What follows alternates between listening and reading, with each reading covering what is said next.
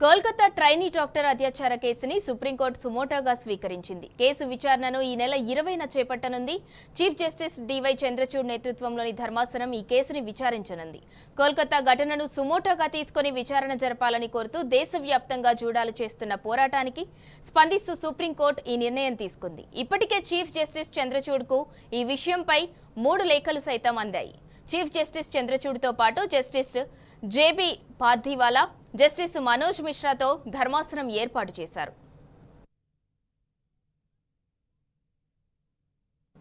కోల్కతాలోని RG Kar medical కళాశాలలో junior వైద్యురాలిపై జరిగిన అత్యాచార ఘటన దేశవ్యాప్తంగా సంచలనం సృష్టిస్తోంది.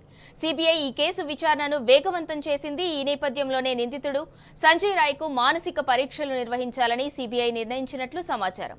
సెంట్రల్ ఫోరెన్సిక్ సైన్స్ ల్యాబొరేటరీస్ నుంచి 5 నిపుణుల బృందం సిబిఐ పర్యవేక్షణలో నిందితుడికి మానసిక పరీక్షలు నిర్వహించనున్నారు. ఇందుకు ఆ బృందం ఇప్పటికే నగరానికి చేరుకుంది. ముందుగా సిద్ధం చేసుకున్న జాబితా నుంచి ప్రశ్నలు అడుగుతారు. ఈ పరీక్షల అనంతరం కోర్టు అనుమతితో brain mapping, lie detector, narco analysis వంటి ఇతర పరీక్షలు సిబిఐ నిర్వహించనున్నట్లు తెలుస్తోంది.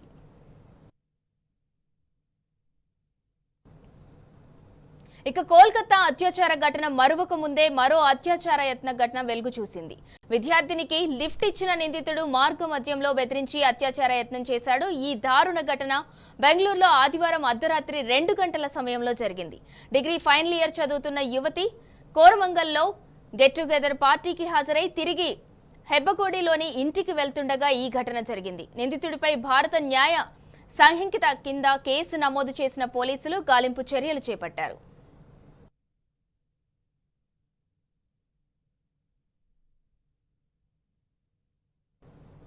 కోల్కతా అత్యాచార ఘటన యావత్ దేశాన్ని కుదిపేస్తుంది. ఘటనకు వ్యతిరేకంగా దేశవ్యాప్తంగా వైద్యులు, వైద్య విద్యార్థులు నిరసనలకు దిగుతున్నారు.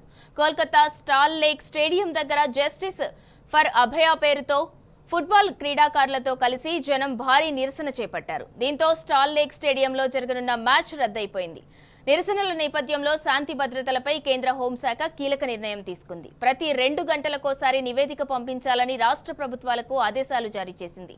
రాష్ట్రాల్లోని పోలీసు ఉన్నతాధికారులు ప్రతి 2 గంటలకు మెయిల్, ఫ్యాక్స్, వాట్సాప్ ద్వారా కేంద్రానికి నివేదికలు పంపాలని హోంశాఖ ఆదేశించింది.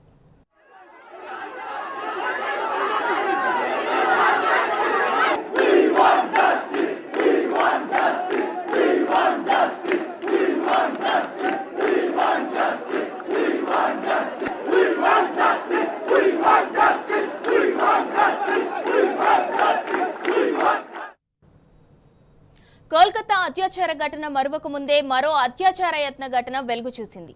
విద్యార్థినికి లిఫ్ట్ ఇచ్చిన నిందితుడు మార్గ మధ్యంలో బెదిరించి అత్యాచార యత్నం చేశాడు. ఈ దారుణ ఘటన బెంగళూరులో ఆదివారం అర్ధరాత్రి 2 గంటల సమయంలో జరిగింది. డిగ్రీ ఫైనల్ ఇయర్ చదువుతున్న యువతి కోరమంగల్లో గెట్ టుగెదర్ పార్టీకి హాజరై తిరిగి హెబ్బగూడలోని ఇంటికి వెళ్తుండగా ఈ ఘటన జరిగింది. నిందితుడిపై భారత న్యాయ సంహిత కింద కేసు నమోదు చేసిన పోలీసులు గాలింపు చర్యలు చేపట్టారు.